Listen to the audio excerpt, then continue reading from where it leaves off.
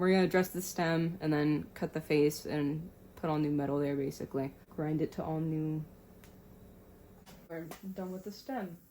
How hot is it? It's hot. Don't burn your finger on it. Put it in the chuck. Forward and back, and then this one brings it side to side, so. Start up my machine. Make sure that it's not touching the stone when you start it. The grinding stone doesn't touch the stem because it'll totally screw it up and it's not good for anybody. And I was just told, don't touch the grinder stone to the stem of the knob no matter what. My legs are numb. Don't burn yourself on that. I'm gonna take it. Yeah, that's.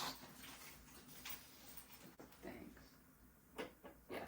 It's hot. I don't want to touch that. I always wear Safety goggles? protective goggles and your hearing protection